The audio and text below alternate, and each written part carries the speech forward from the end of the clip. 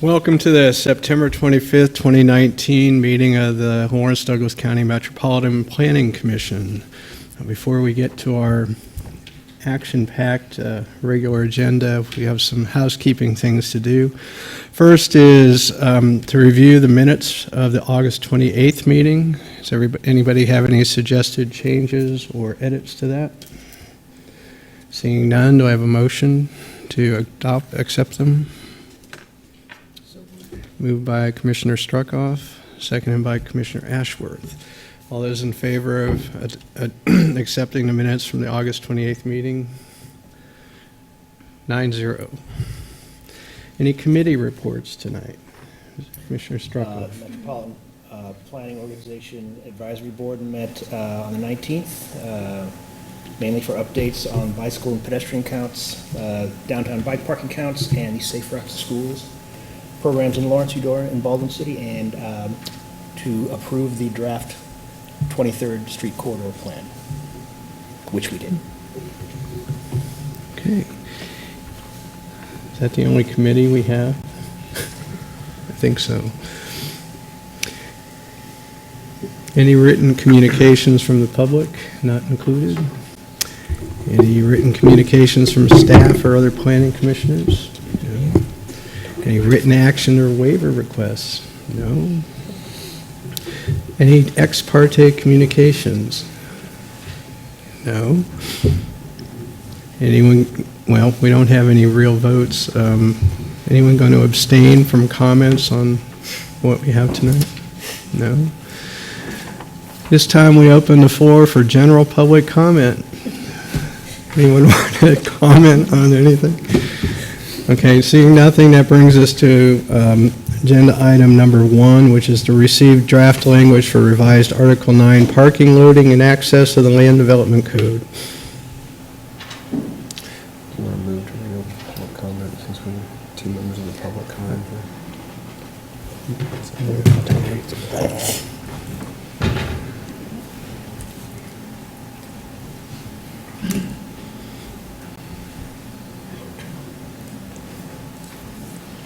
Good evening, I'm Mary Miller, one of the planning staff, and this text minute is being brought to you this evening just to refamiliarize you with the language that's in it. Some of you were here when it began. Actually, not probably when it began, that was in 2013, but it's been going through the process. And Sheila Stogsdill, our former planning manager, brought it to you a couple times to go over some of the provisions. Then we included recreational vehicle parking in it, and that was a majority of the discussion. And so that was worked through, but that was taken and moved over to our environmental chapter of the city code. And so we're not looking at RV parking.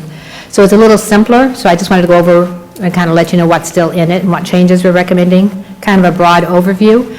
We just posted this for comments and sent it out to our stakeholders recently.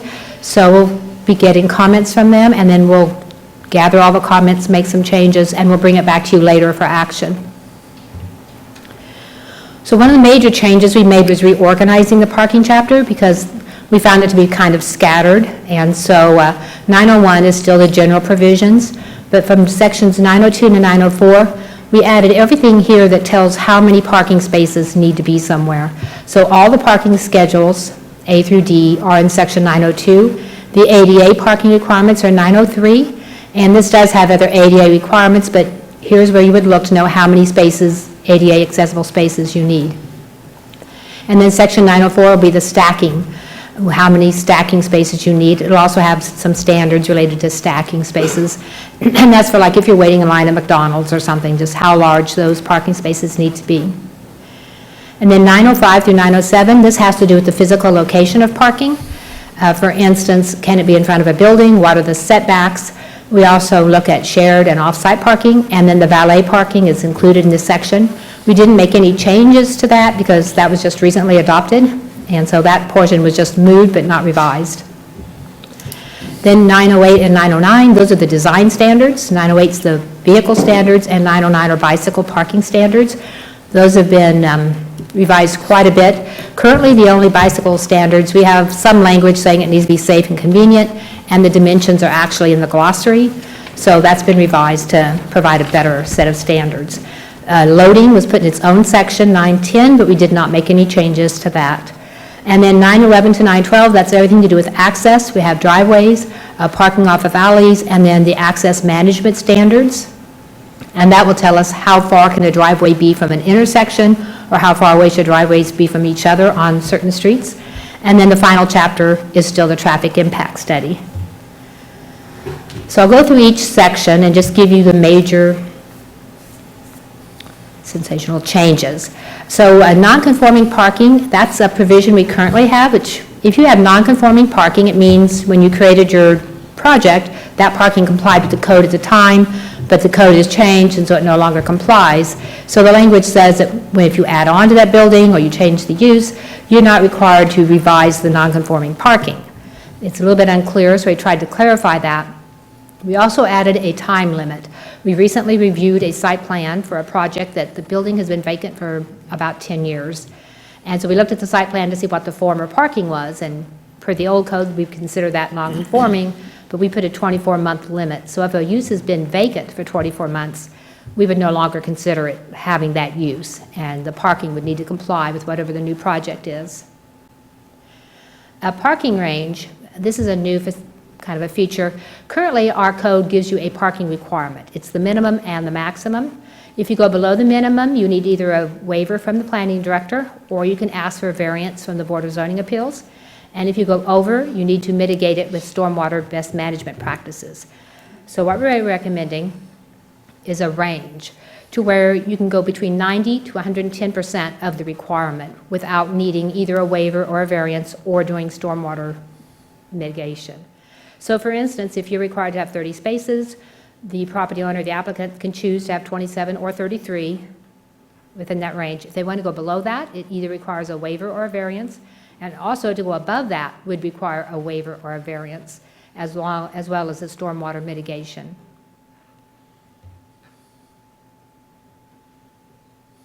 Downtown parking, currently downtown, the CD district is exempt from parking requirements, but we've seen with recent large-scale projects that we do need parking, and usually the applicants are willing to work with us and voluntarily provide parking.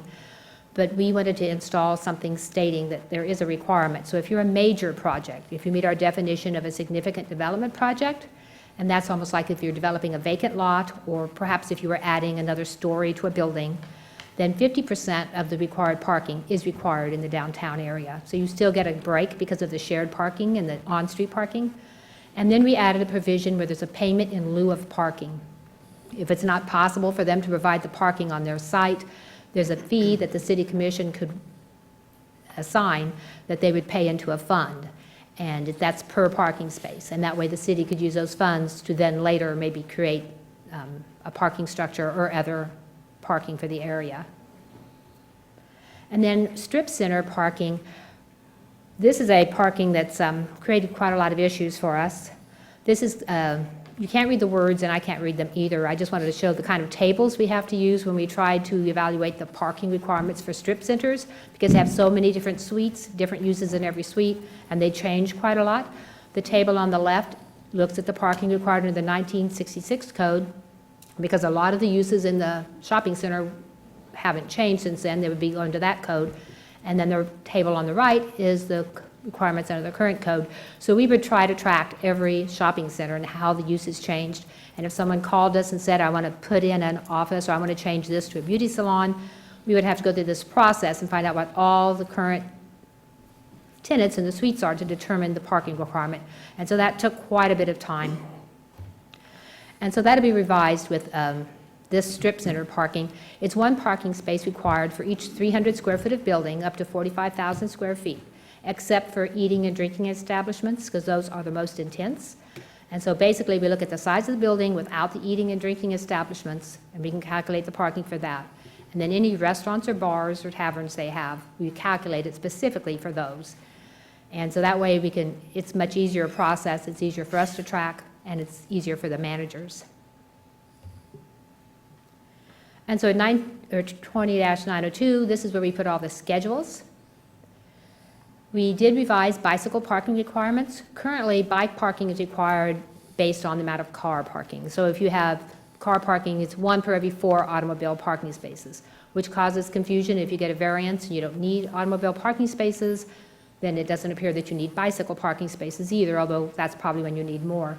So we wanted to set standards specifically for bicycles. So we have their own standards not set on the number of cars.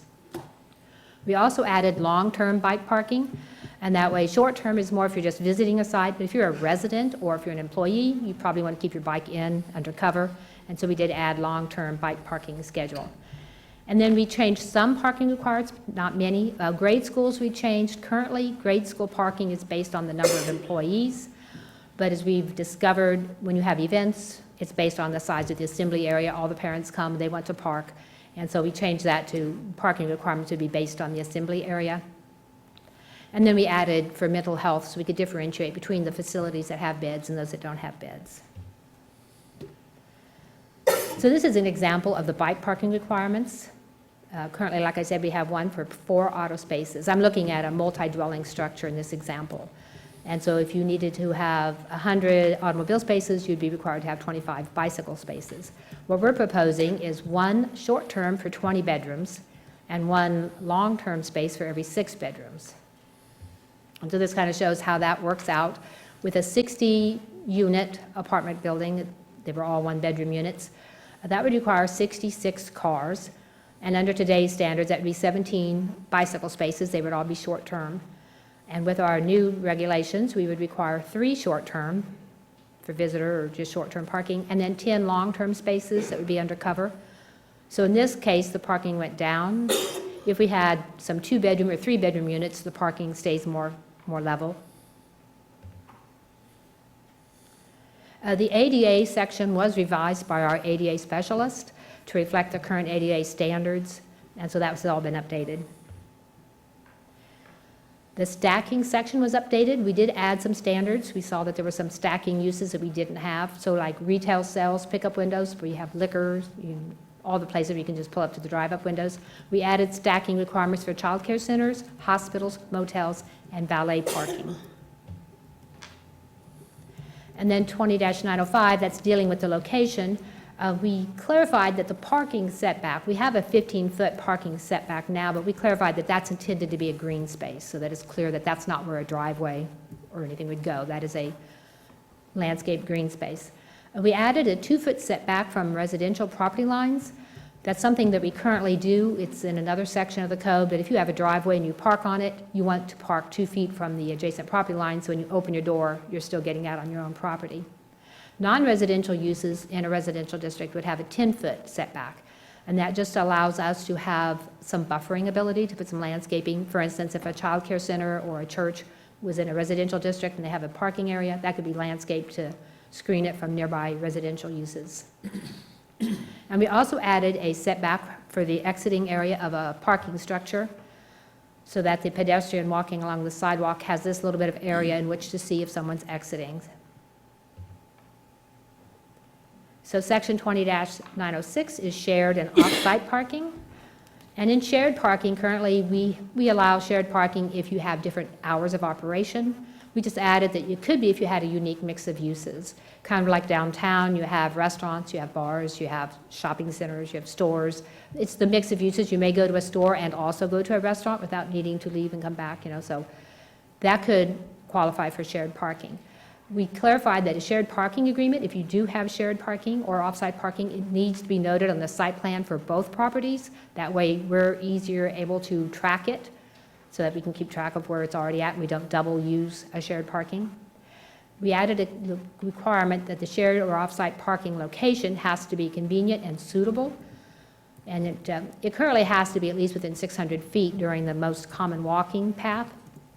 We also put in a condition that if you have to cross a street, that the classification of that street would be considered. So off-site parking that you have to cross a principal arterial would be looked down upon. It wouldn't be very convenient. So we can take into consideration all these other factors when we're looking whether or not to approve off-site parking. We are prohibiting off-site or shared parking in the single dwelling districts that are developed with residential uses.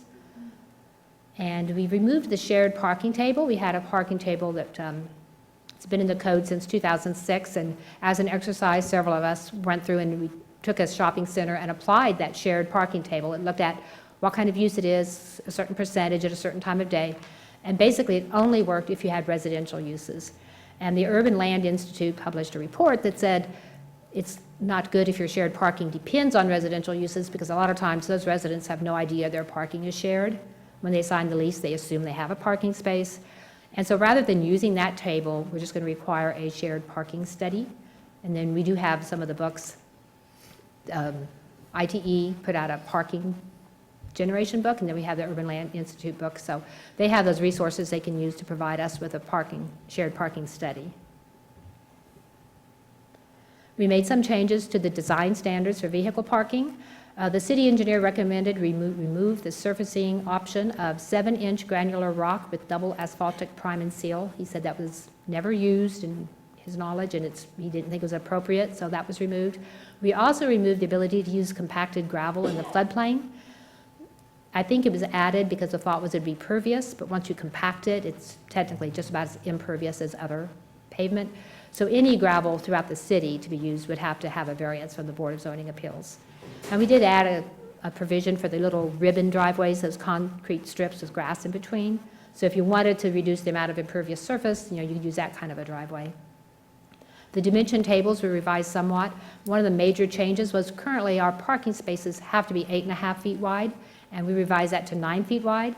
Many people go ahead and they design that way now, but if you go to a site that has the 8.5 foot wide parking spaces, they're very close. I think cars are just getting wider. And so we revised that. We also added standards for overhang, turnarounds, and pedestrian walkways. And this is a graphic from the chapter, and the areas marked D, these would be the pedestrian walkways. And if you have a parking area that's only this size, it's easy to go from your car into the store. But if you have to walk across several rows of parking like this, that's when a pedestrian walkway is required. So in a parking lot this size, they have the pedestrian walkway on each end of the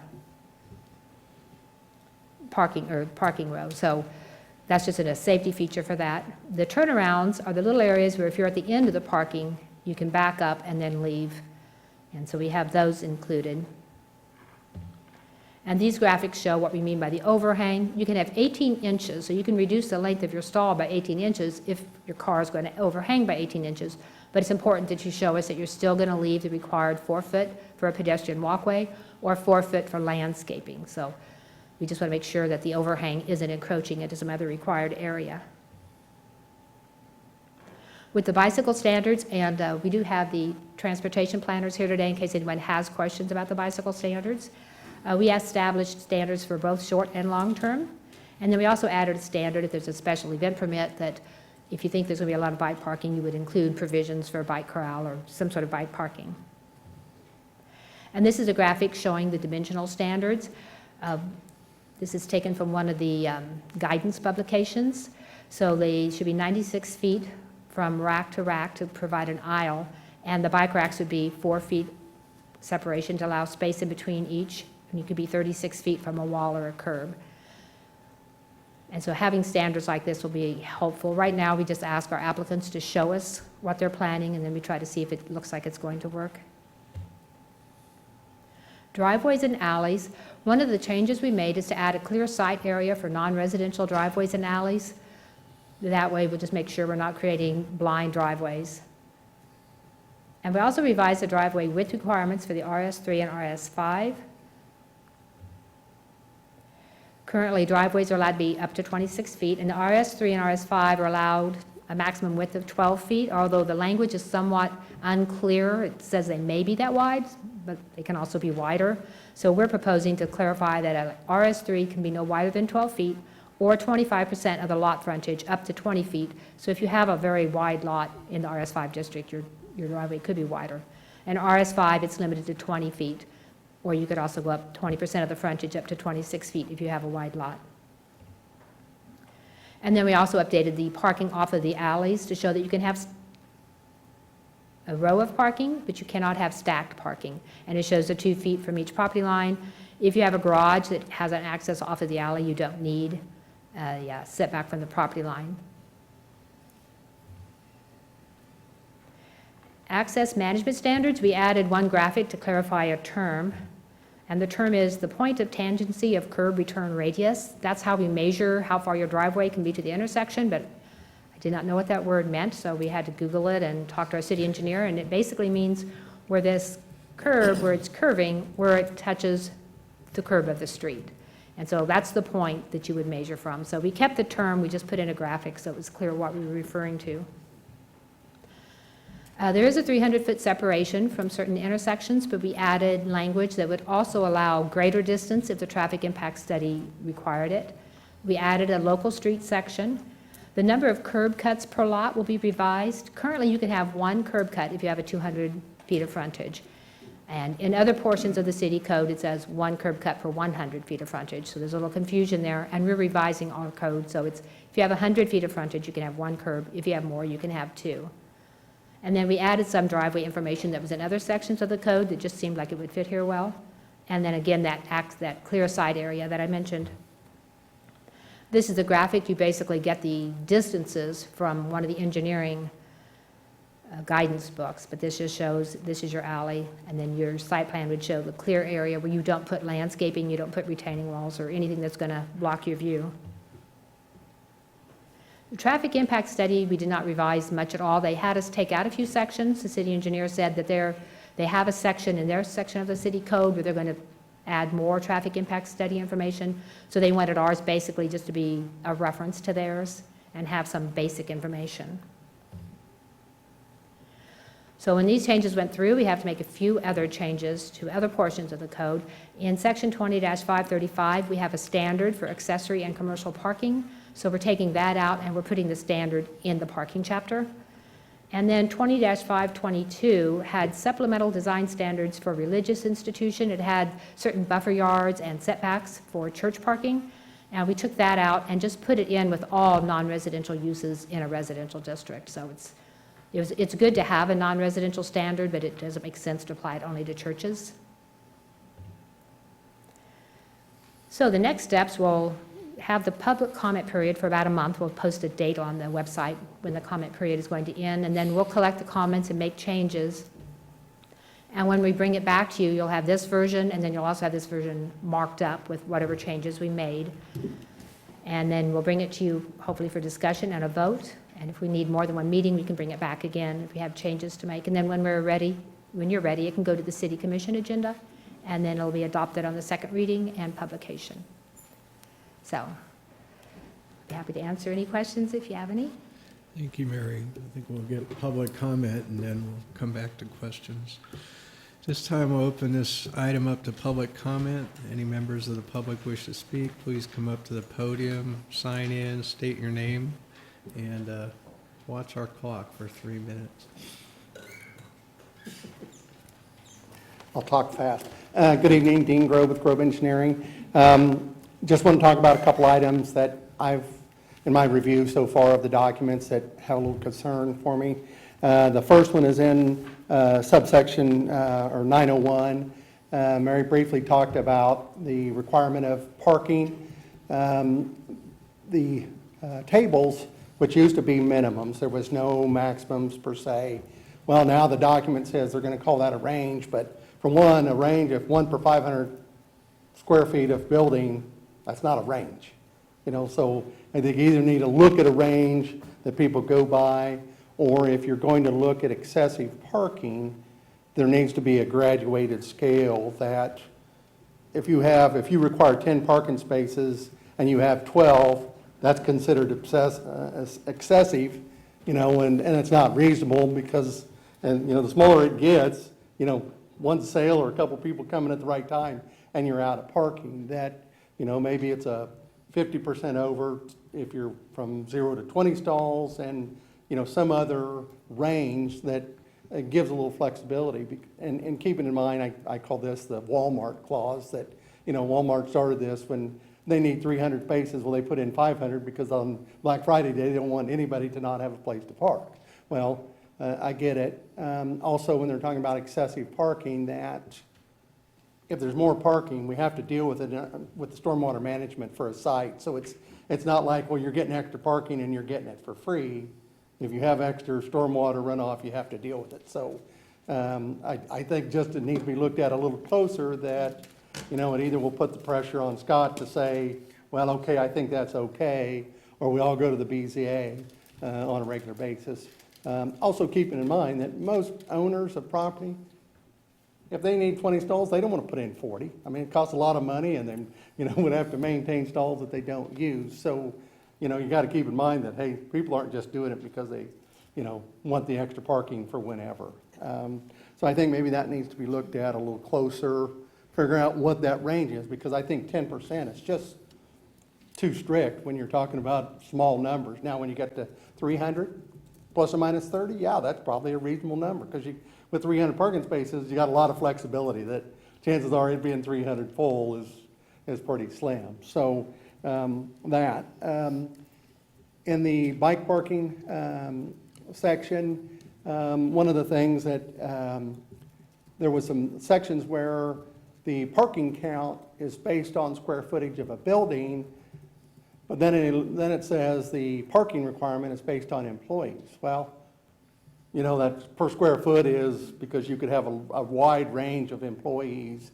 And, I'm working on a couple projects that they're kind of speculated buildings, that they have people wanting it, but at that point, have no idea how many employees they might have. So it's going to be difficult to, when you're putting in a structure and the parking spaces are defined, but the bike parking is per employees, how do you know? I mean, that's obviously easier with a restaurant when you know the occupancy and the number of employees to operate that business. So I think maybe that needs to be looked at and not interchange the two between parking and for cars and parking for bikes. The last thing, and don't take this the wrong way, and I appreciate Mary and Jessica's work on this. Parking sizes. I like that, I think the idea is that we don't want people to just throw in a 2x2 square and call it a bike parking stall, and there is a code requirement that it's 2x6. Well, lately the interpretation, I'm still given this pamphlet that's always goes out with the bike pedestrian, which is from the Bicycle and Pedestrian Professionals. That's not the right terminology, but when you have one bike parking stall, to have 2 foot on each side for a single, but they're taking that and saying, okay, if you have multiple, well, then you have 2 foot for this one and 2 foot for this one, so they're calling out 4 foot in between, but most of the documents, a lot of them, call out for 3 foot, because if you got a parking stall here and here, 2 people are probably not fighting to get in that 3 foot gap to park their bike, and once it's against the rack, you probably got more than 2 foot left in there. So it concerns me that as I look at one of the diagrams that Mary showed, the distance from a wall to the rack, and if you assume a 2 foot rack, and then the distance between that one, if you have 2 bicycles parked in series, from the front of the parking requirement to the back of the parking requirement is 18 feet. Well, that's about as wide as the average garage, and said, hey, we maybe need to look at those numbers and those dimensions a little closer. That we're kind of defeating the purpose of sustainability if we want people to ride bikes and then we're covering the world with concrete on it. There could be a difference between the edge of a sidewalk where you have bike parking and a wall that, yes, if that's against the wall, you obviously don't have the room to maneuver around that. But if it's in a grass area, not that you're meant to ride your bike in the grass, but you do have a little room. So that's, right. I'm just concerned that area could get, if you have 10 bicycles, it's an enormous area that is really not inefficient and not sustainable. So right, those are my 3 things. Oh, went over 5. So we are, but we got 3 people. I appreciate it, and I know some of you haven't looked at it. But all right. Thank you. Anyone else?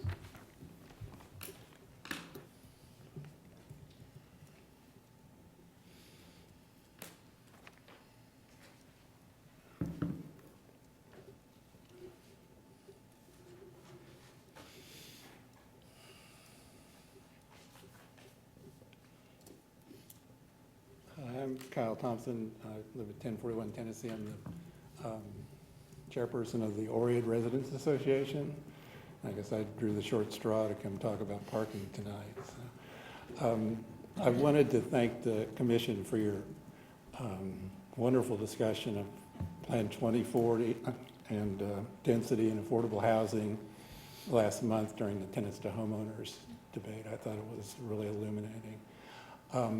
On parking, we were concerned a little bit about the loosening of the non-residential parking the 90 to 110%, and then also the downtown 50% parking requirement.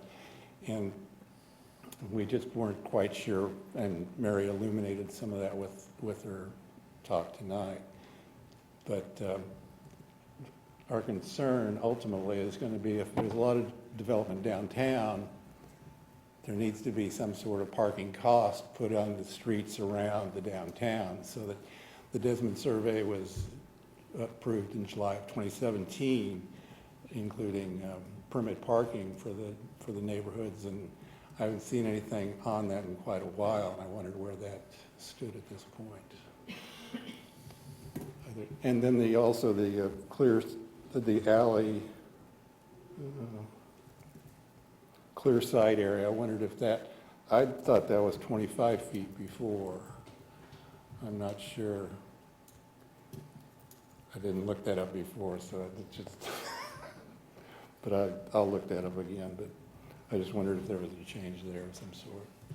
Thank you. Thank you.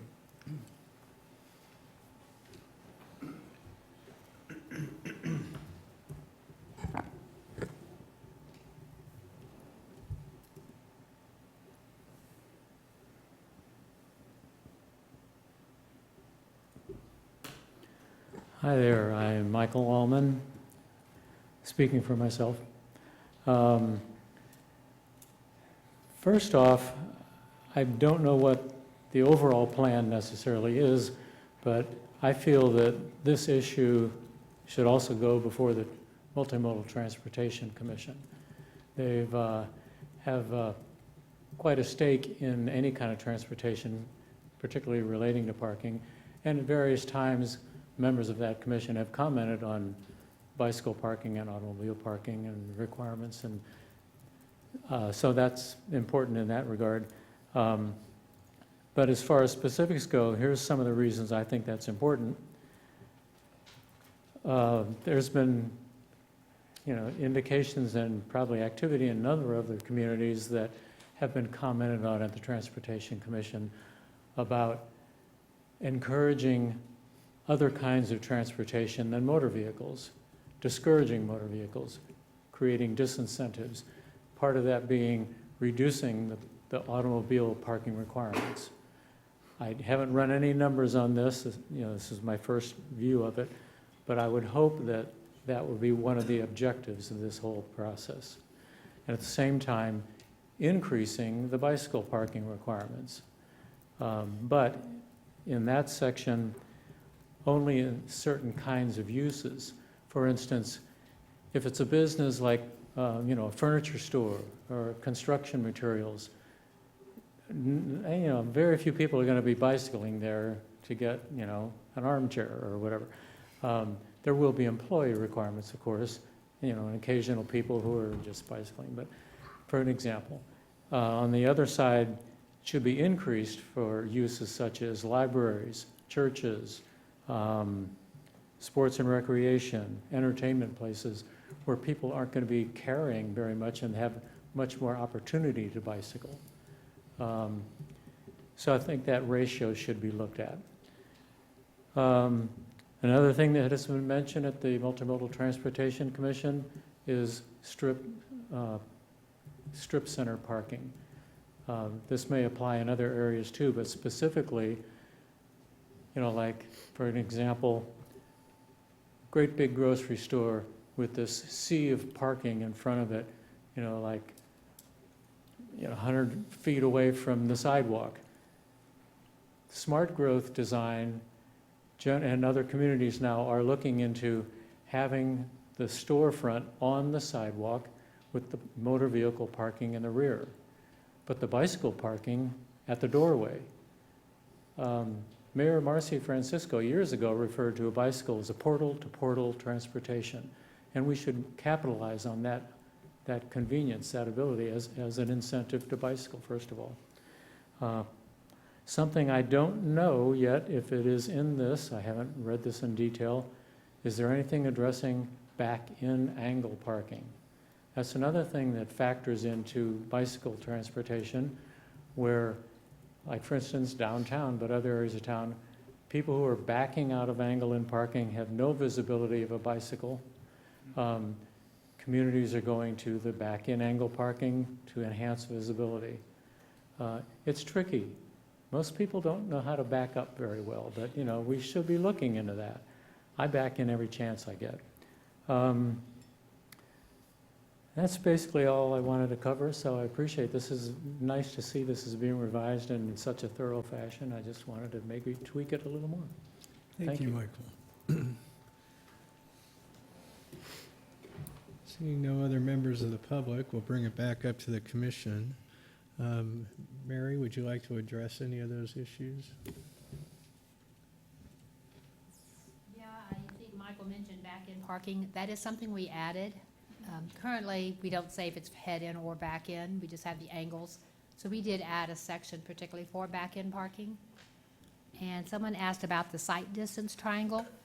In this triangle we're talking about, we have the intersections of two corners. We have a set area, and it is 25 feet in the development code for that. But we're looking at if it's just a driveway, like a multi-dwelling driveway, you may not need so much depending upon what the type of the road that you're on. So if you're on a local road, or if you're on a collector and arterial, the amount of distance you have to see is more. And so that's where it refers you to the guidebook to find out exactly how far it needs to be, because it could be less. If you're on a local road, the engineer said it should just be minimal, but if you're on a busier road, they'd probably want more. So we didn't want to set just one standard. Any questions by commissioners or comments or questions to staff or the members of the public that are here? Commissioner Ashworth. Just a procedural thing. If other people have comments, would you prefer to go through this section by section or just have random comments for sections? I don't know, do we have that many things to talk about? I So have a few. why don't you just hit your list and we'll go with that. Some of the just little details. One of the little details I noticed in the surfacing. So it's on page 929. Talking about surfacing, there are 3 choices here: 4 inches of reinforced Portland cement concrete, 5 inches granule rock base, 5 inches of asphalt. I'd like to see an option for some permeable features, if that's possible, as an option. Number 4, number 5, there are permeable asphalts and permeable concretes. I personally wouldn't really recommend pavers in some of these, but I'd like to have that be an option for people to choose. So that was one. Another, so there's a couple sections that deal with surfacing that I'd like to have a choice of permeable surfaces. Another one is page 931, talking about parking islands, and each row of parking shall terminate in a curved landscape parking island. I'd like to see options for maybe a bonus, possibly development bonus for best management practices, stormwater management in those areas, in those landscaped areas. Bioengineered soil, bioswales, filter strips, things like that. Maybe there could be a bonus for putting that kind of stuff in those areas, parking islands.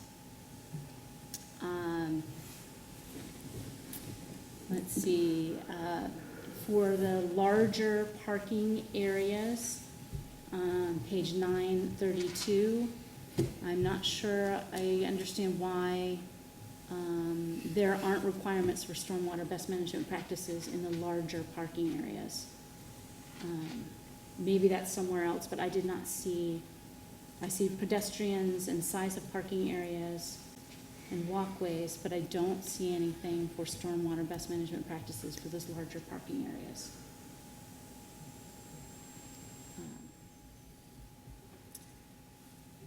Let's see, and there's another surfacing, and then more like general comments, because I don't know the history of some of this. There was a section right up the top, back to page 9.3, and it talks about detached dwellings, residential design, manufactured homes, a whole list of this. are exempt from a site planning requirement, and then shall be exempt from the requirement to mitigate excess parking with use of storm drainage best management practices. And I'm not sure I understand why there's an exemption there.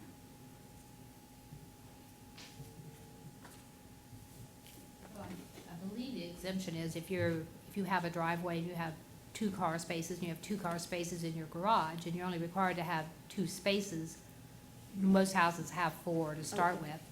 And so we don't site plan. I don't know how we would go in and regulate their best management practices. Okay, I was just looking at this excess parking part, which Right. kind of struck. Okay, yeah, that makes sense. Okay. I was just looking at the excess parking. And then, a question, when the schools all did their upgrades, were some of these requirements met for bicycle parking? When all the schools? No, we did not add these, the long-term bicycle parking. We did require bike parking, but we used the old standards that we have now, our current standards. But that would be in place for any future Right. upgrades. And then, I do find that the bicycle parking requirements are a little slim for a 60-bedroom apartment, and only, what was it, 10 spaces allowed? I just find that a little slim if we're trying to encourage parking. And the last thing I have, was, where did the number come from for the major development project review that you mentioned? That would include 50% of the required parking. Can you tell me how that number was settled on to have the 50%? Well, at first, I'd suggested they had to provide all the required parking. But then that doesn't take into account the fact that downtown is a mixed-use area and everybody shares parking. So we just wanted to back off and require more parking than we require now, but also while recognizing that they also use the parking garages in the streets like everyone else. And so 50% was just seen as a fair compromise. Is there any kind of, any of the planning studies that you could refer to?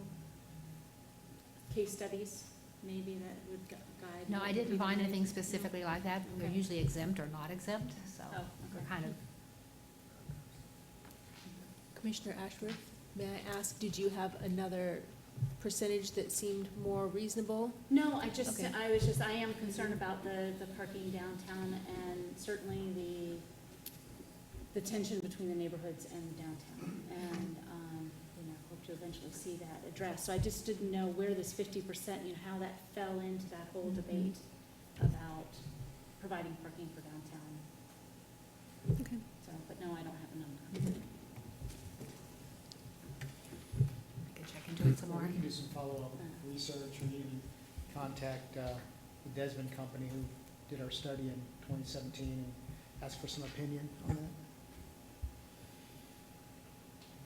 I guess I was going to follow up on that question, because I knew they were looking at all the parking requirements for downtown and out in the surrounding neighborhoods. How does that fit in with what we're seeing here tonight? Well, these are development standards, so as properties develop, these are the codes that are applied. The idea around neighborhood permit parking or operational programs. And as was mentioned, in 2017, the city completed a study with the Desmond Company. And one of the recommendations was to explore different aspects of neighborhood parking, downtown parking, management of the entire public parking system where we have it.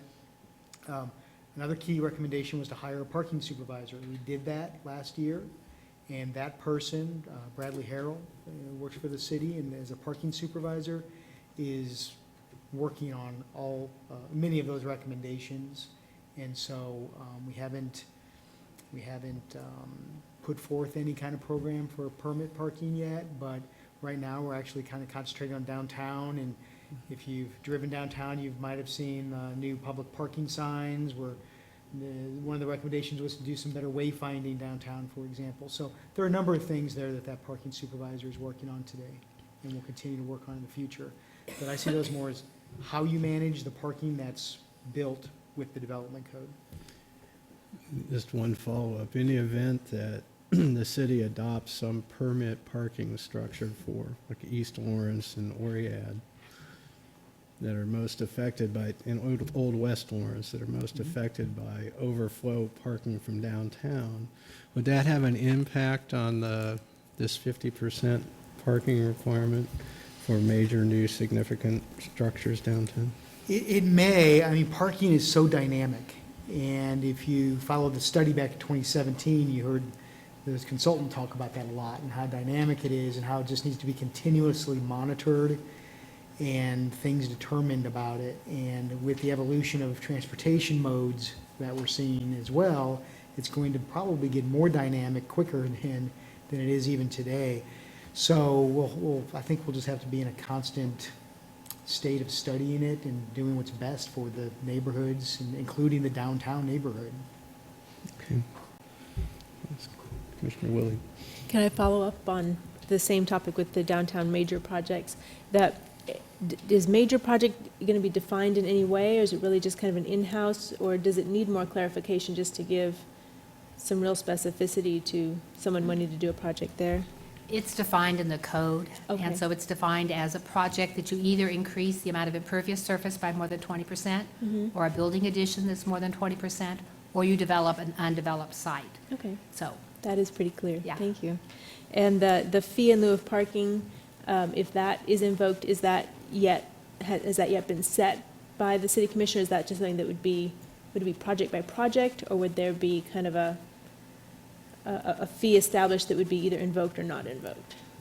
that's how I would expect it to work, is the city commission would set a fee based on what they believe parking costs would be, and they would set a fee, they would adjust it from time to time, but that way everybody would be facing the same fee. That's- Okay, thank you. Commissioner Follow up Stroko. on that, would that fee be a one-time fee, would it be an ongoing fee? Because the benefit to the property owner would be ongoing, in perpetuity for the life of the development. And I was just wondering whether there's been any conversation about that, or whether the, Yeah, I know in the reports I read, they charged a one-time fee. It was, they usually charge the cost of a parking space, what it would take to construct it at that time. And some were like 40,000, there were some that said 23,000, you know. An ongoing fee might be an easier way to do it. I hadn't even considered that, but that might allow people to pay the fee without coming up with so much all at once. and I guess as far as the downtown 50% idea, my first reaction is that might be a minimum. That is, if a larger a project is, the more impact it could potentially have on surrounding neighborhoods and on absorbing, taking up parking downtown. Perhaps there'd be a sliding scale. Maybe it could be less than 50% for a smaller development, more than 50% for developments that have a larger impact, if it were just at the 50%. And has Cave been part of, Kansas University been part of this discussion at all with the parking requirements here? Have they? No. Okay, I figured not. Because that, I think, when we talk about neighborhood parking permits, I mean, that's something that would certainly. They have been, in the bigger sense of the word, they have been involved with the study in 2017. They were at the table. We learned an awful lot about their programs and how they do parking. Yes, they've been involved, not with this specific code. And I might just interject as well and add that this maintains sort of that social contract the city has with the development community and neighborhoods, that the city will still be in the game of providing some public parking downtown. Typically what we lack is funding to do so, and so many of the projects that we've seen this last decade or so, either the hotels or the apartments have desired to have their own private parking in any event, despite the code, what the code says is required. So that's why we're seeing parking established downtown.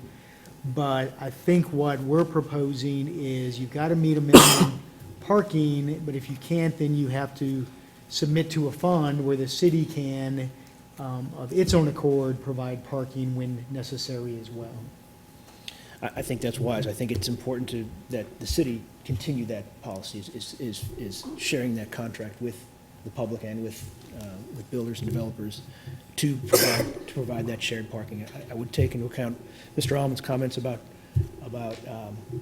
how are we encouraging alternative transportation modes at the same time. I think the covered bicycle parking and the numbers are pretty good for that. I maybe a little slim, as Commissioner Ashworth said. But those efforts to continue to develop our alternative transportation modes, especially bicycles and public transit fitting into downtown somehow are going to be more important. The disincentive, as Mr. Allen put it, to drive, that's a stark way of putting what must happen, is that it's important to make not only our other transportation modes more attractive, i.e. competitive, but to make sometimes certain types of automobile use less attractive, and that should be taken into account, and I appreciate those comments. I'll be looking forward to the conversation going on about the exact numbers and how those fees will work. Anyone else? Commissioner Payton.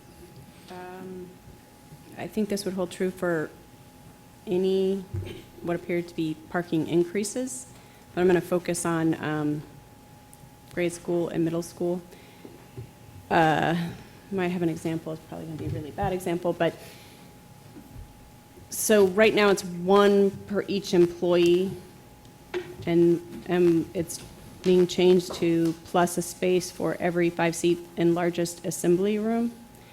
So is that correct? Before I continue, do I have that right? We're looking.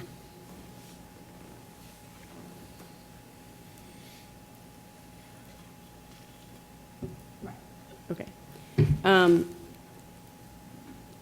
I'm just wondering here because it seems, do we have any sense for how much that will change, like the size of the parking?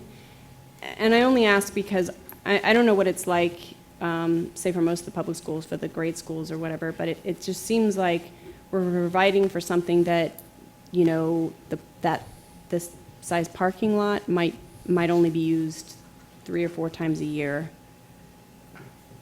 And right now it spills out into the neighborhood, but, you know, we also don't have a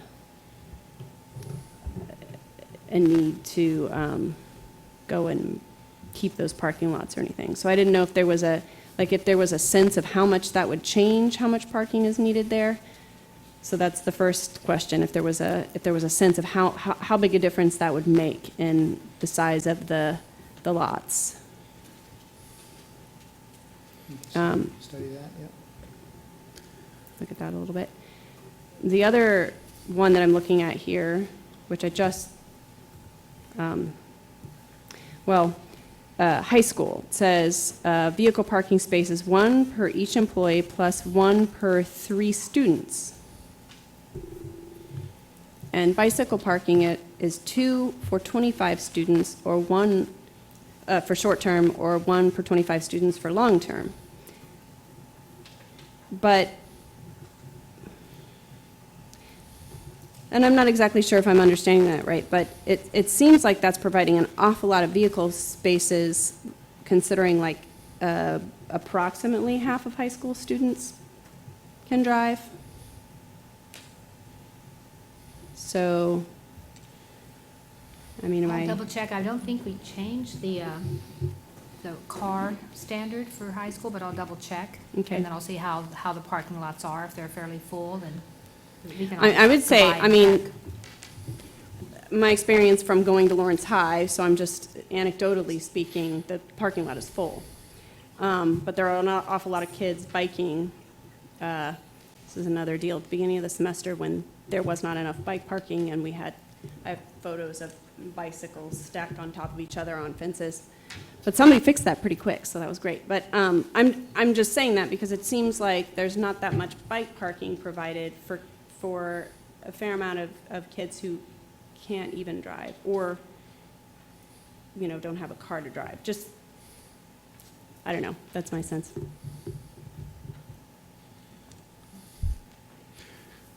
With regard to schools, just as a practical matter, most of the schools are pretty landlocked. So most of them, in the past with bond issues, when I was on the Board of Zoning Appeals, there were several bond issues, and every single one of them, they were in to the BZA for variances from the parking requirements, because there was no place to put it, unless you want to pave over playgrounds or athletic fields. I don't think anyone's going to do that.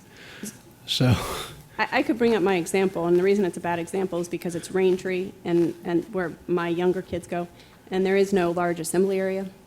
But once a year, Raintree has this Thanksgiving feast, and there are cars around the corner and down the street and like at Southwest, and they're everywhere. And I mean, with that requirement, Raintree may need a lot, 3 times the size it has now. I guess I should say, if it were Southwest and it was a similar situation and the lot had to be 3 times larger, or if Raintree put in an actual assembly area,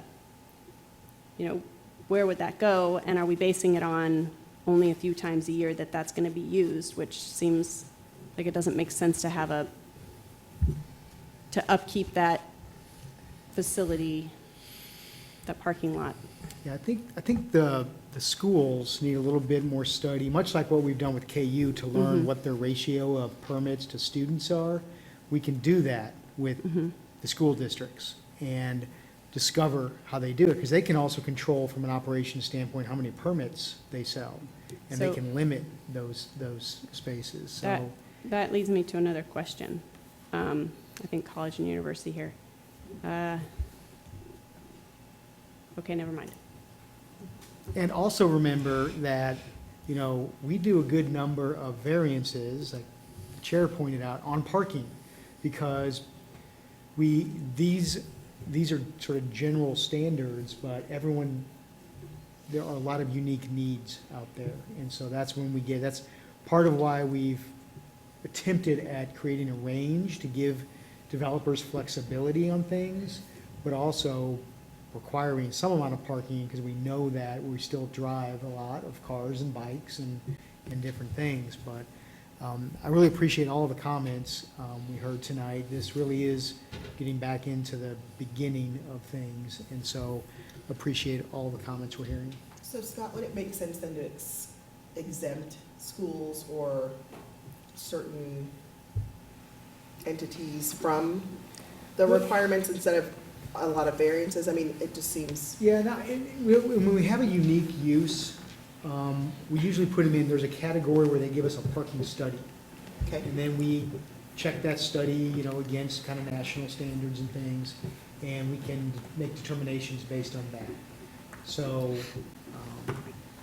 that would be maybe my recommendation on something as unique as schools. But let us do some research on it and see if there are some local standards or some national standards. But also with like apartment complexes, I can't see residents leaving their bicycles outside. So are we talking about residents and their bicycles, or people that are visiting them, or what is the... So let me, if you'll indulge us and give Jessica a couple of minutes to give you the distinctions, if you would, about short-term, long-term, what those entail, how they're used, that sort of thing, that'd be helpful maybe.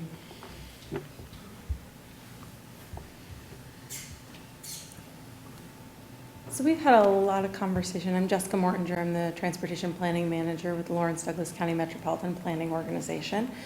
And through our work in coordinating with both the City County Bicycle Advisory Committee and through the MPO Bicycle Advisory Committee, we've had many conversations over 2 bike plan developments about the need to revise and update some of the bicycle parking standards. And some of the concern when we look at bicycle friendliness is exactly that idea, which is that people who are residing at a place, particularly a place like an apartment that doesn't have enclosed parking or garages, their current option for parking is at an exterior rack where their bike is exposed to the elements and it's locked up by a chain. Which isn't a very secure method of parking, particularly if you're thinking about people who want to not have their bikes stolen or a tire missing or rubber rot or a seat stolen, and have, if that's their reliable means of transportation. So a lot of times people end up just carrying those into buildings, putting them on balconies, locking them to anything they can find nearby if their apartment was built before that bicycle parking requirement even existed.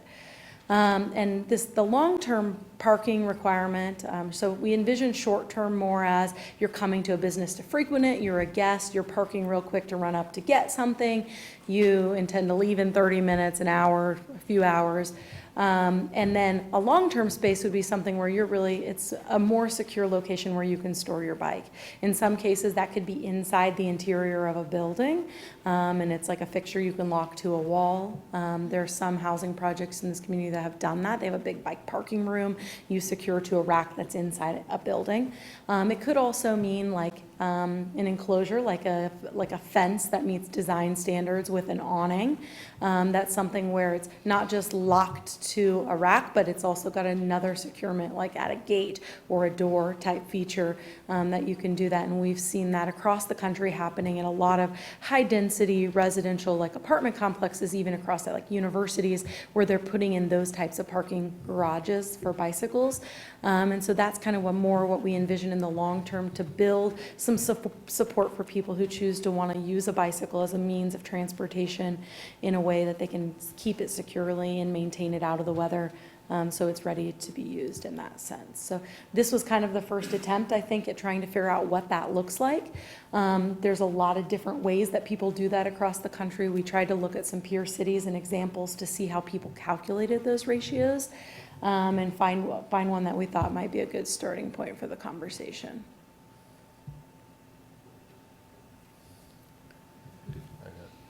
Go ahead. So Commissioner Ashworth asked a question about if there are other cities, or what are we using them to base decisions on, if there's a study or something out there. Anecdotally, I've got 2 articles that were just published this summer. One that talks about Houston rolling back their parking requirements, and one in which Boston, planners in Boston said that nearly 30% of all available parking surveyed was not used.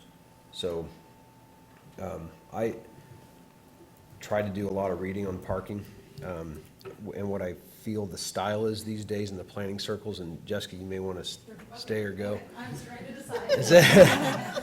Is that maybe we do require too much parking? I think that's a feeling that I get just from reading. I don't know that I can put my fingers on any numbers.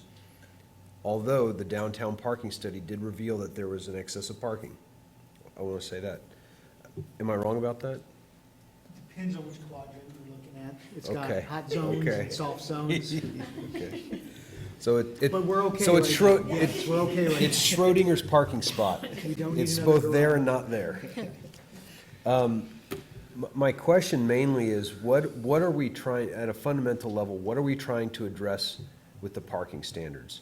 Are we trying to be predictive in recognizing that transportation habits can or should be changing, or are we trying to chase the requirement of the way things are now? I think we're trying to be a little more flexible in the standards. In most Okay. cases, by providing that range, by providing alternative surfacing requirements, by reducing some of the setback requirements for certain residential. So I think we're trying to be more flexible and respond to concerns that we've seen over the many years of this 2006 code, coming to a head now. We started this years ago, so I think that's what our approach has been. So, in a general sense, do we find that we get more complaints, and this can be anecdotal, it's fine, but do we get more complaints that there's not enough parking, or that we have far too much parking? I think both. It's always both. It's always I both. think both. Depends where. Right. Like if it's the Walmart and the big boxes of the world, it's probably, there's too much. Too much. Parking here, except for on Black Friday. And then if it's in areas where you have a lot more mixed uses and there's a lot more turnover, and you have employee needs and customer needs and residential needs, then I think it's often, the perception is if you can't see a spot in front of the door, there's not enough. And I think that's what the Desmond study really found, and that's why Scott said, overall, I think they said there is excess in places of parking in the whole downtown, if you look at it as the whole. But however, where those places are, one, can people find them? Do they know there's vacancies there? How far are they gonna have to walk? It's maybe not a parking problem we have, but a walking problem has been talked about in terms of thinking about how that works and functions for people. So I think it's probably both. And the answer is you're not going to make everybody happy, and you're never going to have a parking spot in front of the door for everyone. And so how do you change that behavior? And it's probably a blend of both ensuring that you have adequate access for people to access destinations where you want people to be, so you can make sure you're supporting businesses downtown and people able to getting there, but also at the same time work on building other modes and demand and shift some of that management. And that's why parking really has to be managed, because another thing that impacts parking is the cost of parking. How can you buy permits? How long can you stay there? And that's why it can't just, not every parking space is equal. And it really depends on how you manage those. So I'm glad you mentioned access, because that's another concern that I have. And Mr. Wallman brought up a good point about a grocery store. He was going a different direction than I thought he was going to go with it, but when a handicapped accessible parking spot is 20, 25, 30 or more feet from the door, is it really accessible? I think we can apply the same, we can apply a similar question to downtown, where we say, is there accessible parking that is plentiful enough to serve that community? And I think, again, this is anecdotal, so I think I can safely say no in the question of downtown, is that we don't have enough accessible parking. I would like to see if we can figure out how to make, through this plan, how to make more accessible parking downtown, not just in the city-provided lots on the backside of Vermont and New Hampshire, where they're. Yeah, that really is outside of this code, because the city controls all that on-street parking outside of the development code. Okay. But it's an interesting, it's a good point about downtown. It's my understanding that that's something that MSO had engineering interns do this summer, was an evaluation of accessible parking in downtown. Really? So I don't know what's come of that, but I believe that's on the radar. And it's likely to evolve, because we're doing an ADA transition plan, and we're going to have a new hire that is going to be looking at all those issues for us. It is interesting, though, Commissioner Sands, you brought up more or less, well, we're doing some projects now in the Warehouse Arts District, for example, and they are a victim of their own success. And when you have uses like a wedding event center, you don't expect people in their suits to bike to that, and so it's really car-centric. Commissioner Struckoff would. I'm sure He'd bike to a he Lions would. wedding. But so it's very unique about what uses even are in these districts. And we reduced, the guidelines of that district had reduced parking because it was compact and mixed use and walkable, yet there's a practical parking shortage there that people are working on today. Whereas you get to the suburbs and you got to the Targets and the Walmart parking lots, and I'm excited to see some of our larger lots start getting outlot development, like the Starbucks in front of what was Hobby Lobby, some of that. So we can, maybe there's some recognition even from corporations that there's too much parking in some of these lots. And then, since we're banging out all of our comments at once, I'd like to agree with Commissioner Payton and put my support behind her comment about event-based parking requirements for schools, et cetera. It's a hard thing to consider, but when it does impact neighborhoods, and we've been talking primarily about how Old West Lawrence and East Lawrence is impacted sometimes by those special events downtown. But I think it's a great example to bring up Raintree, and Raintree is not the only one that's, west of Massachusetts or west of the downtown area. in which, well, the hospital being another one, that the neighborhoods around there suffer from off-street parking as well.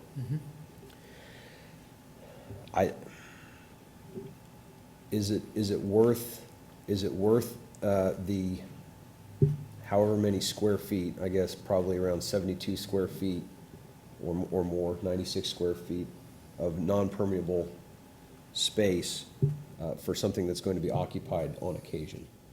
And again, this is where I go back to, I think we, in a general sense, again, looking at the entirety of the city, probably require too much parking. And I would like us to maybe take a more critical view of when we say, okay, if you've got an assembly area and it's going to have to be this much, maybe rolling that requirement down, at a minimum, rolling it down. And I mean, I could have the argument on eliminating it entirely, but I think that's a discussion we need to have, and obviously get a lot of input from the neighborhoods. I had questions on.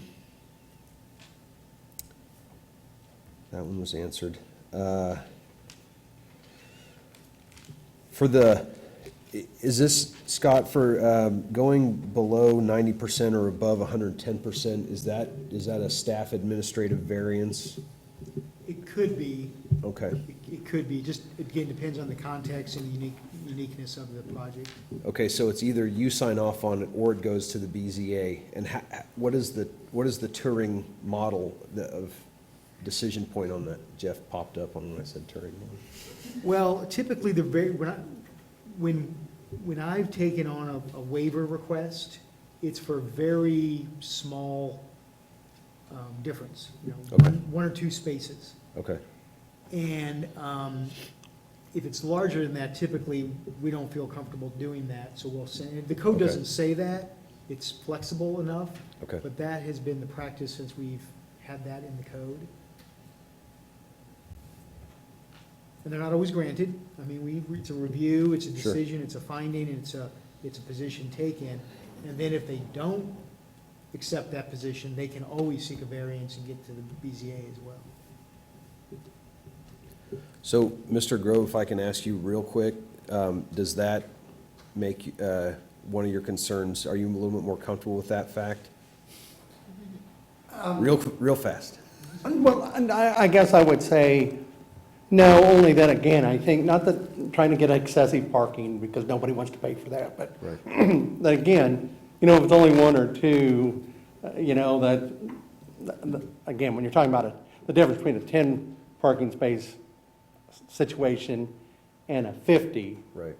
That, okay, you don't want them to have 75 instead of 50, but if you had 10 for them to have 15, it's not an unreasonable request, again, based on, hey, I've got these employees, and I think too, Scott would probably address that if you could say, look, my business, I have 7 employees, and this many, I can't not have parking, that he can assess. So, I mean, it does still give him that flexibility, but, it does, you just have to come up with some documentation, but. Okay. I think we'll look at that. I understood what Dean was saying about the, that Graduated tier, scale. graduated scale, and I think that's interesting, because if you're looking at a 10 space lot, you're between 9 and 11. It doesn't Yeah. maybe give you the flexibility the development community wants. Whereas the higher you go, the more spaces that'll generate. So we can look at that. And my last question is, do we have a way to consolidate data that goes back, let's say, 5 years or whatever, that counts the number of variances requested that either that planning staff approved or that went to BZA that dealt with parking? Because my sense is we can get, if we looked at similar case studies, this strip development or strip developments that came to ask for variance in a certain time frame, they all asked for a similar variance. And that might push us in a direction of validating or not validating whether the models are correct. Yeah, we can maybe do that. I don't know how much it'll tell us. I think we know what the Okay. issue is around commercial strip development. I just use the commercial strip as an example. Yeah, but it's a good one, because many times, commercial site, Louisiana Purchase, or across the street, or just about any of them, Bob Billings in Wakarusa has gone through variances. They're developed for a certain amount, for a certain use of retail mostly, right, or service.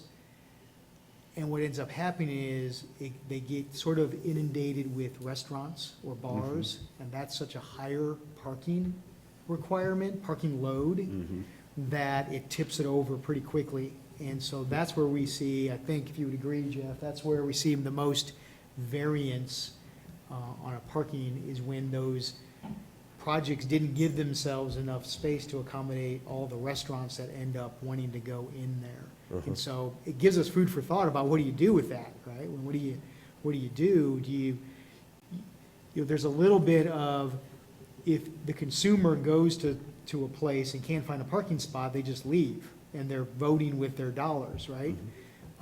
That's pretty all good and well until the options in parking in a neighborhood open up. And now, I can just park half a block away in a neighborhood and get to my commercial area. So again, just very context-based. Thank you, Mr. Chair. Commissioner Wheeler. I had one other follow-up comment about schools, and I wondered if, because when you talked about stacking in various different instances, I didn't see schools mentioned with part of that, and that might be more of an issue for the neighborhood, is how that backs up into the regular roadways as opposed to the event parking. So just something to, if that hasn't been looked at, maybe. Yeah, well, look, I thought we addressed it, but if not, Okay. we'll take a I look. didn't Because see that. because we've Missed it. noticed that as well. And then just, Jessica, if I could ask a couple of questions with the bikes, and kind of going back to Mr. Grove's comments or questions about bicycle parking per employee in some of these unknown developments as opposed to square footage, if that's something that there's a good framework for looking at that?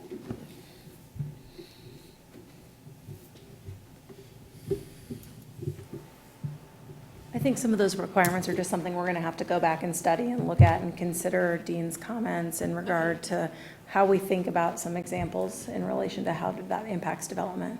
I think we'll have to make some assumptions and at least reserve some space Yeah. for it.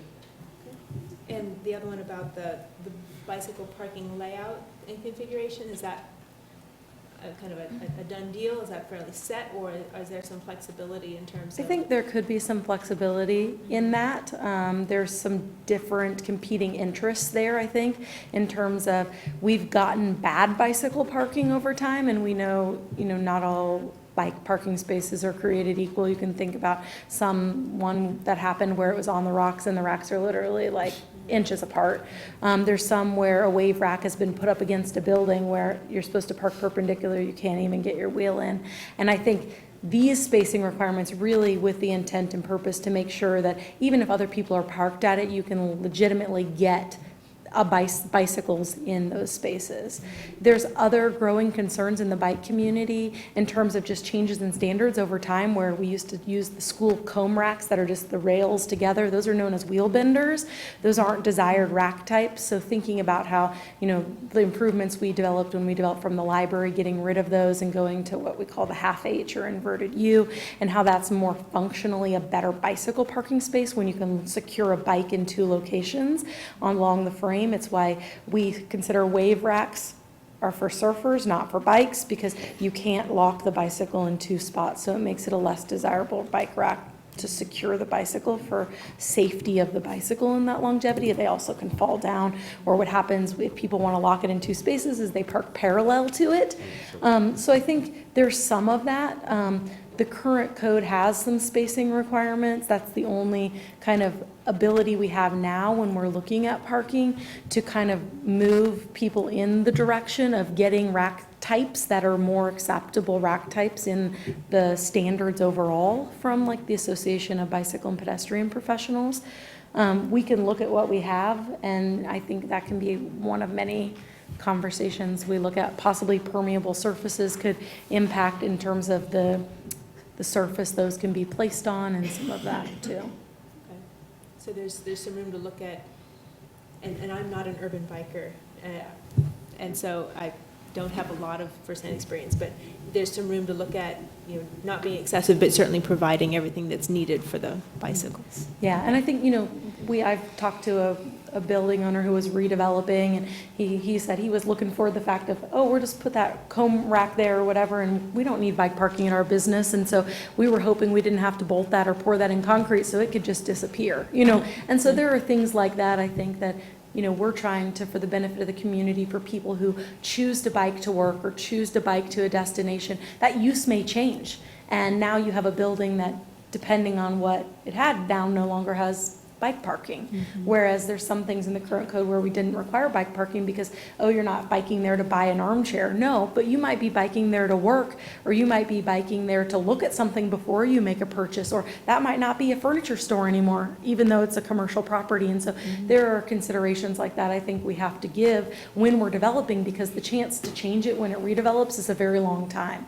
And there are commercial strips that we've developed where there is no bike parking. Literally, you see a handicap parking stall, the sign, and that's where a bike is parked. And that's really like the worst case option for somebody biking, because you've now basically put their bike in a parking space where a car needs to have access there. So. One more last quick question. Mr. Wallman mentioned about, are the parking standards going to specifically go before the multimodal advisory group? Is that part of the outreach for this work, or have they kind of already weighed in through you? They haven't had the opportunity to weigh in. I think it's a good idea. I think for this particular text amendment, it makes sense that we schedule it.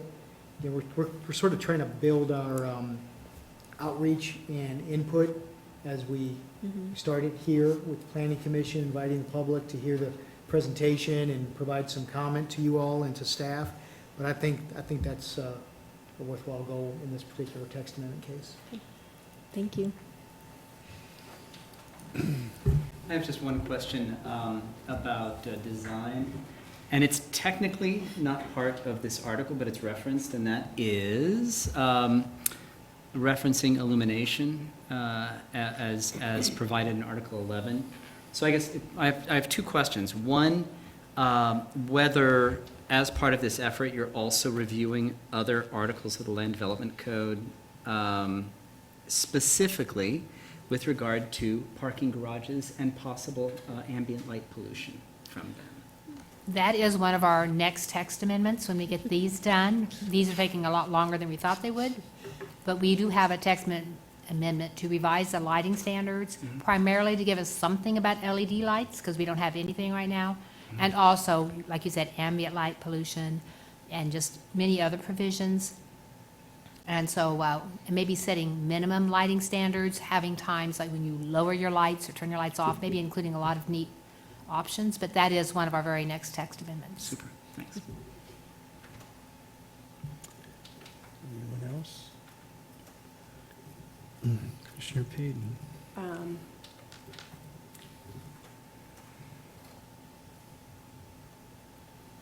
I have an example for this, but I know part of this is KU and part of this is the city, so, but it's getting at something, like I feel like we have excessive parking, KU particularly, but they might disagree.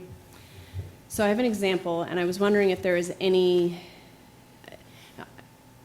that was done in this, or whether this kind of thing was looked at all when it was studied. University Place neighborhood is almost always completely full of parking all week long. You can't park there.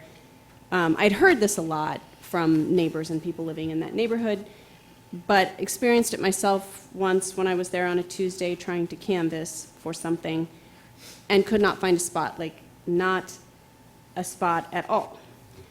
And was trying to figure out where to park and drove around the corner watching the KU students walk up right to their classes and go to campus, pulled into the red lot directly behind University Place neighborhood and found that it was half empty. It's midday on a Tuesday afternoon. And realized it's not that there's not plenty of parking, It's that there's not parking where students want it to be. So I know what was done, I know what the city is attempting to do to sort of alleviate the University Place parking, and that's the neighborhood parking permits. But I was wondering if that was looked at all in the study to see how to fix some of those issues where there's parking, plenty of parking available, but it's not being utilized by either who wants to utilize it or not being willing to utilize it because of the. Right, and because I was part of that parking study where KU was at the table, you know, there was some agreement that what's happening between downtown, which is heavily regulated with parking meters and managed parking, and KU, which is also regulated and managed parking, is an area of free, unregulated, unmanaged parking. And for those of us who went to college, what did we seek out? The free, unregulated, unmanaged parking where it was convenient. And so KU at the time was pretty supportive of driving back those students into the lots that they've paid for, that cost money to manage. And a lot of it's commuter traffic. So as people come in from out of the county into KU daily, they're taking up those neighborhood spots. And that was one of the biggest findings we had in the study, was that, and it will take some maybe experimentation too about when have you made it inconvenient, you know, what neighborhoods do you need to affect to make them go into KU and buy a parking pass for the year. So you do that through different ways, and permanent parking is nothing new. Cities all over the nation have been doing it for a long time, and I think we'll get there with it. So that was kind of the result of that, the permit parking idea was. That was one of the results of the parking study, to hit that one issue. So, yeah. Just say KU is going to have to drop the price of their parking permits. Or maybe for any of us provide to yellow work. parking where there's a lot of excess red or I mean, something. they don't even provide parking spaces for faculty. You have to buy permits to park. Or employees, Yeah. yeah. Or employees. Yeah. And I'd have to disagree. They probably need to double their prices and cut the number in half and have neighborhood parking permits. Because of the number of people who are driving, you know, a half mile to campus, sometimes 2 cars from the same house because they work in different buildings. And that tells me that there's way too cheap parking and way too much of it. What if it's raining? If it's raining, then You get wet. you carry an umbrella. KU's parking has increased 12% in the last 5 years. The number of students has declined by 8% on the Lawrence campus. And that sums up, I don't know what KU's plan is for parking, but it's not sustainable or affordable or healthy or safe for the city right now, the way it's going. Anyone else? Commissioner Butler, anything else? Sands. I had my comments and they were short, as short as I could make them. So the next step is you're going to work on some revisions and run it through some other committees and come back to us. And keep the public comment period open as well. We really want the public, neighborhoods, the consultants to look at this and study it and give us some input. Oh, just one more thing about that back-end parking that's now in there. Where do you envision that being used? You know, when we were doing some school projects a few years ago, our city engineer thought that would be a really good place for it because the parking spaces weren't so deep that when you backed out, you have to back out a long ways before you can see. And I know he was pushing for it there, and it didn't happen. Somewhere Jessica.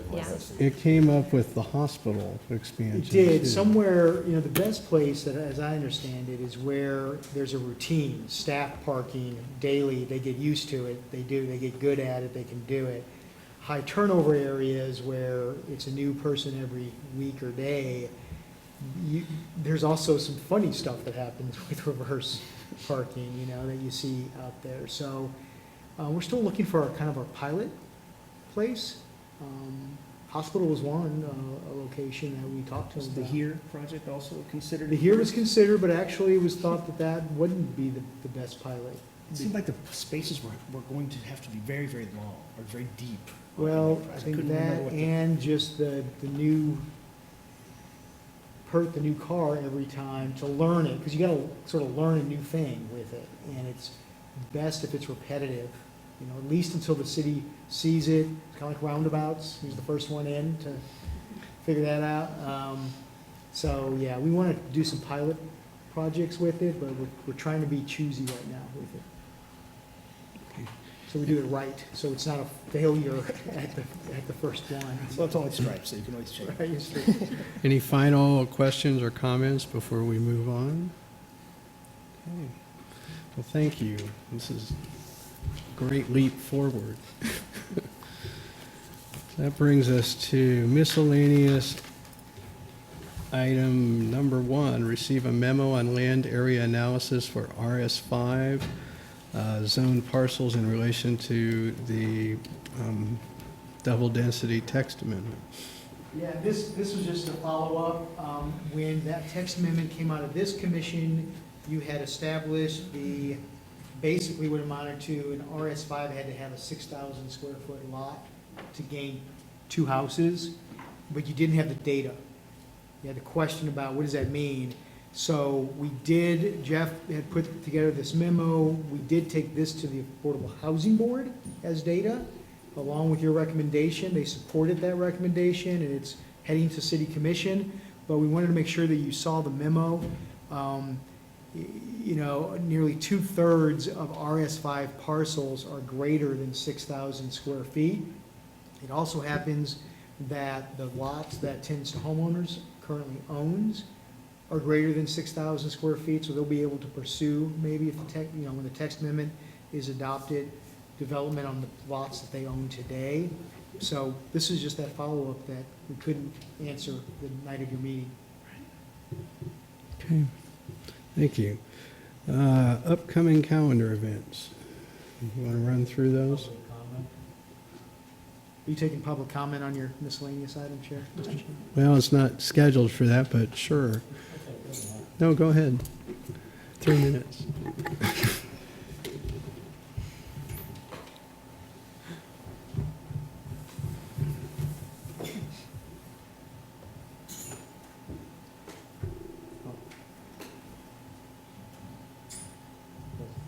Was that? Yeah, okay.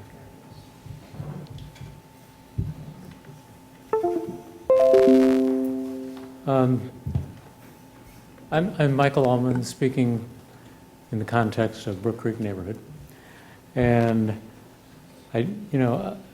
first of all, I want to say that our neighborhood has had the position, and we still have the position, which is in conformance with the professional staff recommendation that the double density should not apply to RS5.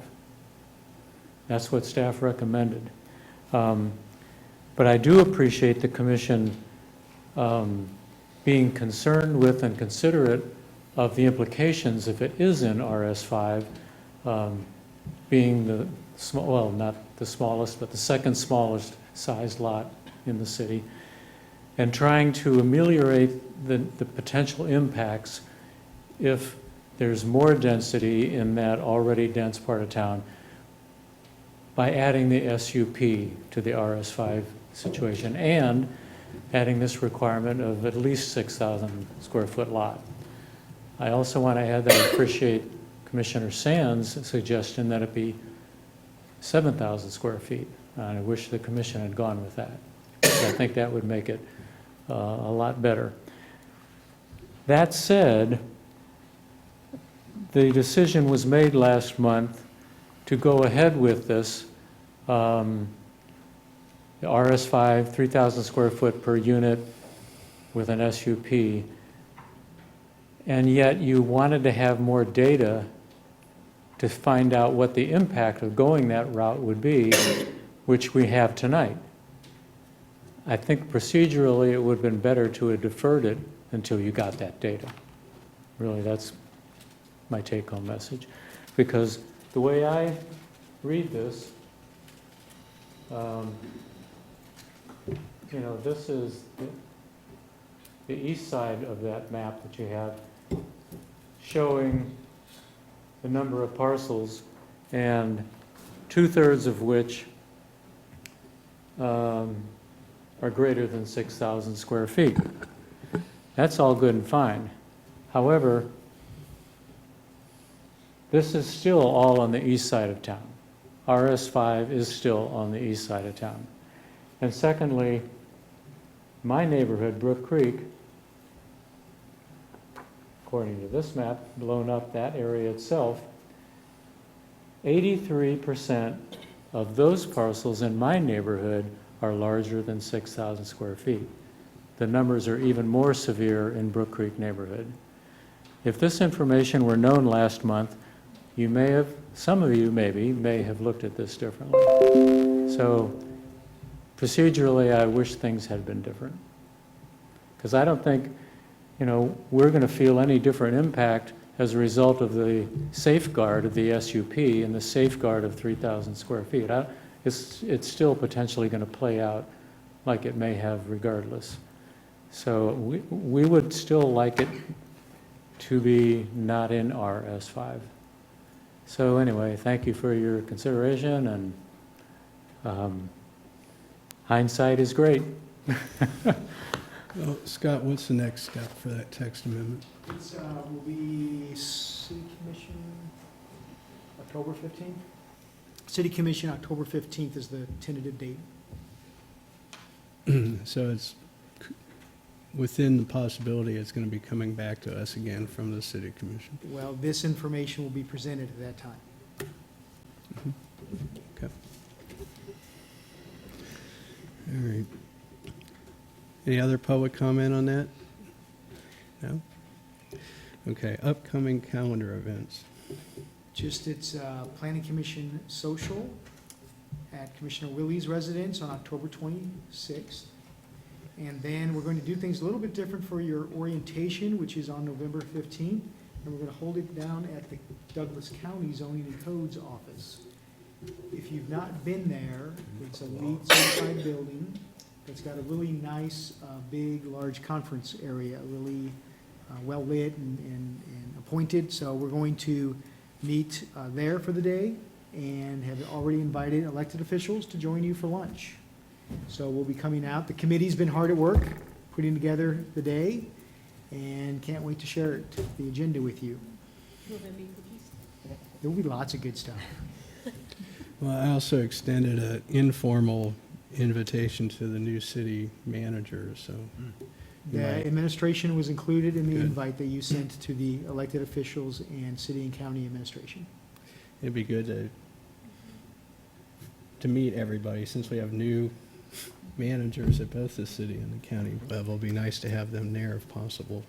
over the They have lunch. typically attended. It's been a good Mhm. attendance, so I think everyone looks forward to it. The Chipotle doesn't hurt, getting the crowd to the table, so we figured that trick out a few years ago. So. Okay. And I take it the subcommittee's already met on the topics for the orientation? We're working on a draft, and we'll firm it up and get it out just as soon as we can. Great.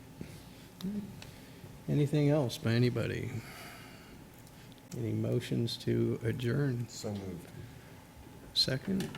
Second. All those in favor? Well, look at that, 9-0.